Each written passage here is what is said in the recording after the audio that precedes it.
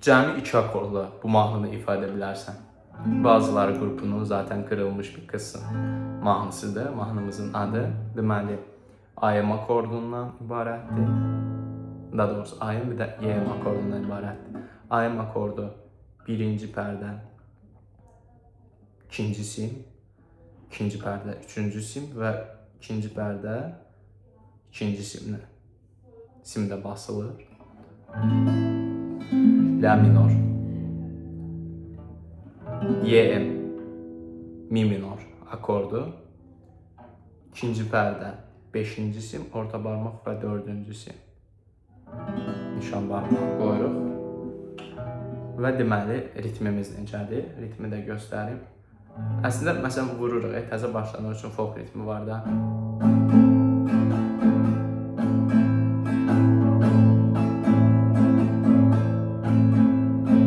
Bunu biraz daha regissilli edirik. Bam bam baram bam bam bam bam baram. Vururuq çıqqılı pauza.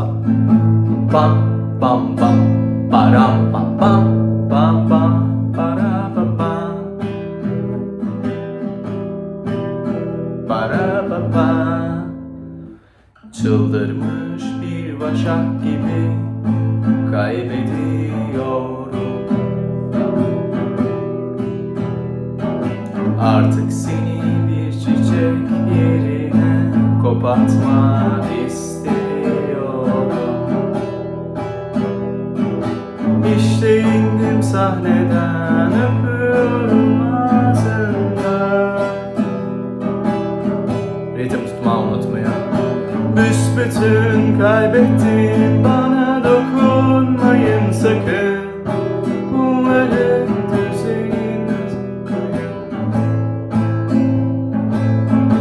boş.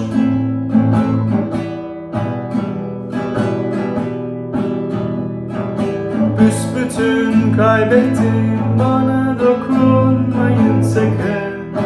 Bunların düzeniniz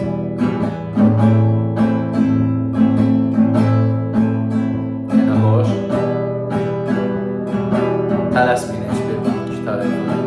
Oysa seni sevmem toplumu meşru kılar. Ve gitmen beni bile indirger sevgili. Zaten kırılmış bir kısım, dövülmüş bir an. Büsbütün kaybettim, bana dokunmayın sakın. Umarım düzeniniz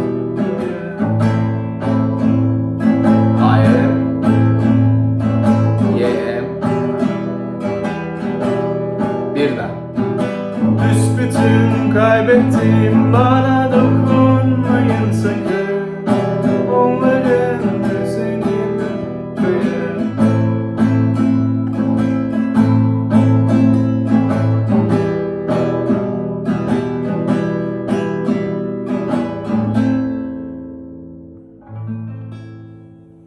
Bu kadar.